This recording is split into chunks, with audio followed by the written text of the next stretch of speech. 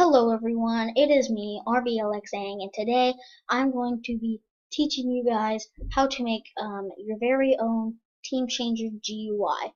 So basically what this is going to do is you're going to click this button right over here, and this frame here will pop up, right? You click this or this, and you'll get changed to that team, and yeah, it's as simple as that. So without further ado, let's go ahead and get started. So the first thing you're going to want to do is insert a script into your change teams button, and basically what you're going to do is you're going to create two variables. One is going to be of the screen GUI, which can be represented by script.parent.parent.parent, and another one is going to be the back frame, which can be represented by sg:"wait for child back frame. And the reason I use wait for child is because in case I should say this, in the fact that it's not there, I want to wait until it is there, okay? So after you've created your two variables, you could do this if you wanted to, or you could just use something else, but I use a debounce, so I use local visible equals false, just for this case, okay? I'm going to go ahead and drop two lines, and I'm going to say script.parent.mouse button one click connect function, just like that. And if you don't have your own end, sometimes I know it doesn't do that for people, you're going to have to do that on your own, but it's okay. It's only, 4 characters, so it's not going to be tough. Anyway, so this is what this is saying. I'm just going to say it really quick. What this is saying is when the script's parent is clicked, we're going to do the following function. That's all it's saying. Alright, so next what you're going to write is if visible, then, and then hit enter and say vf.visible equals false and visible equals false. You're going to hit enter and say else, and after you've said else, you're going to hit it, and you'll see a little indentation there. You're going to say bf.visible equals true, and visible equals true. Alright? So, what we're saying here is, so basically I should say this. When you have no preset value to your if-then statement, then it automatically sets the value to true. So what it's saying is, if visible is equal to true, then we're going to run this code. Else, or if it's not visible, if it visible was false, it's not set to true, then we're going to run this code. And what the code is saying is we're going to take that back frame and we're going to make it false, and we're going to tell the debounce, we're going to say, hey, it's false now. And if it already is false and we click it, then we're going to turn it to true. And we're going to say, hey, debounce, it's true now. Okay, so that's what that is saying. Then you're going to go to your buttons, or I guess you could do one of your buttons. I'm going to do ROBLOX Empire. I'm going to insert a script. I'm going to insert a local script. I'm going to work with the script first, okay? So what I'm going to say is script.parent.mouse button one click connect function. So another one of these events, script.parent.mouse button one click. When this is clicked, we're going to do this, right? I'm going to say local player equals game get service players dot local player, and that will tell us who clicked the button. All right, and then we're going to say player dot team color equals game dot teams find first child ROBLOX Empire dot team color. Now inside this, it can be whatever your team name is. It's just that in this case, mine is ROBLOX Empire. So basically, it's saying the player's team color is going to be equal to ROBLOX Empire's team color. Okay. Now in the local script, you're going to say script.parent.mouse button one click connect function. Again, another one of our script.parent.mouse button one click events. And what we're going to say is local player equals game get service players dot local player. Okay, and remember, we're getting the clicker. We're going to find who clicked the button. We're going to name that player. Okay, then we're going to say player dot character dot humanoid dot health equals 0, not hyphen 0. Now what this is doing is essentially killing the player, because when you change teams, if you change teams, let's say it's like a war group or there's guns somewhere and you're in the raider spawn, I can change to ROBLOX Empire really quick, kill all the raiders in the spawn, then change back to raiders so they can't kill me. And it's basically, hacks, and it's unfair. It's not really hacks, it's cheating, but it's unfair, and that's not what we want to do, so we want to limit that. Therefore, we're killing the player. Now the thing is, I say player.character instead of something like game.players or game.workspace : find first child player.name.humanoid.health equals 0. Now, what's different between this and this? Well, this is accessing workspace, while this is accessing the player's character. They're in Studio, they're technically the same thing, okay? Now, you can find the player's character in workspace, but that's what throws a lot of people off. They think that, okay, well, since this is in Studio, it's going to be like that in the live game, and it's not. In the live game, there's no person, there's no character in workspace. So instead of saying game.workspace, you have to use player.character. Okay? And then the things like body colors, torso, left, right, arms and left, right, legs, head, humanoid, things like that. That's what are located in the character. Alright?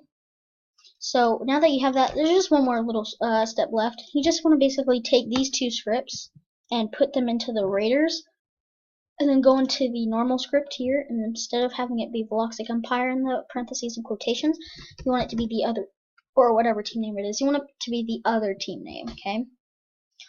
So that's what you want to do. Play this. I want to close the chat there. Click change teams. This opens. Click Raiders, and there you go. Now you've changed teams. And I can't kill anybody, and essentially if there were spawns for the Raiders teams, I would spawn there and not at a random place 50 studs above the base plate. Don't ask me how I know that. I'm a nerd, okay? That's how it goes. Yeah, it's just how it goes. Anyways, guys, so I just want to really quickly go over it again. So remember, you're creating variables here. SG, or stands for screen GUI, and it's going to be the script's third parent, script.parent.parent.parent. And then you have SG : wait for child back frame. So basically that's saying we're going to go to the screen GUI, and we're going to wait until we find a child named back frame. Once we do that, we're going to create a debounce named false. Well, a debounce named visible that is set to false. Alright? Then we're going to say when the script's parent is clicked, then we're going to connect it to a function. And the function does the following. It says, if visible is true, then that means we're clicking it to close it. So we're going to turn it false so that we close it and tell the debounce, say, hey, it's false now. Now if it's already false, so we're clicking it, that means we're clicking it to open it. So we're going to say bf.visible equals true. We're going to tell the debounce, okay, it's visible now, set it to true. Okay. And then once we have that, remember we have our two buttons here that'll change the teams. We have in the script the same thing, script.parent.mount one click that event. And then we have local player equals game : get service in parentheses and quotation marks players dot local player, and the local players outside, just so you know. So that's basically getting who clicked the button. So we're going to say the player who clicked the button is represented by the term player. Alright?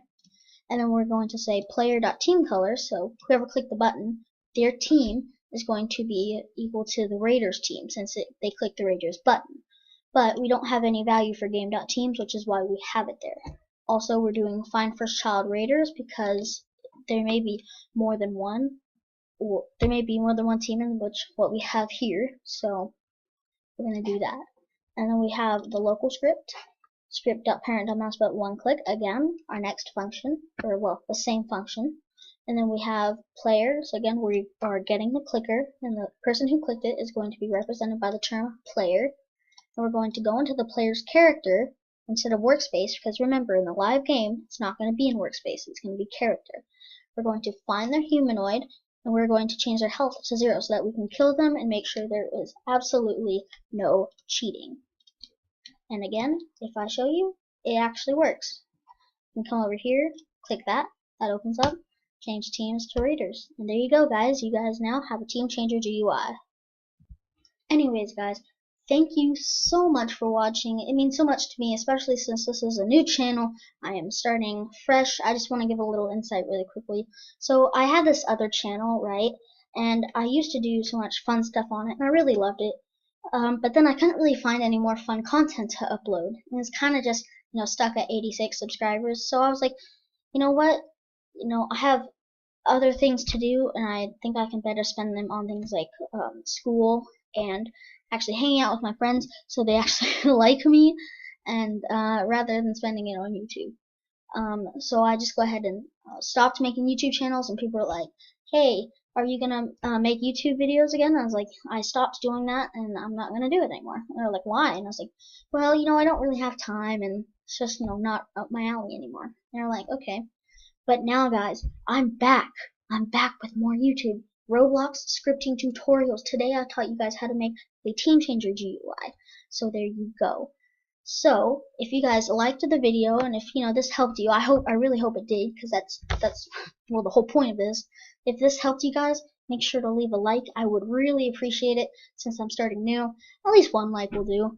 I don't really, I'm not gonna be one of those people who ask for likes.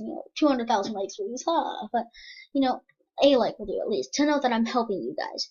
Also, if you guys want to see me make more videos in the future, then don't be afraid to click that subscribe button.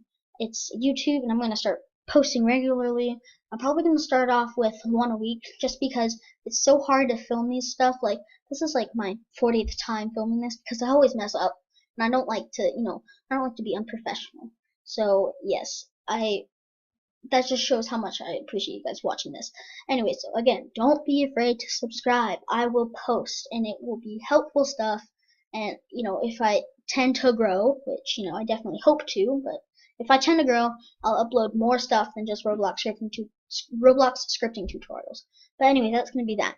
And if you guys happen to be active within Roblox Studio, and you guys have something that you would like help scripting, feel free to leave it in the comments. I will check my comments regularly, even though I probably won't get anything for a while. If you guys have any questions, you'll leave them in the comments. I'll look at it, and I'll make a video, and it will be dedicated to you.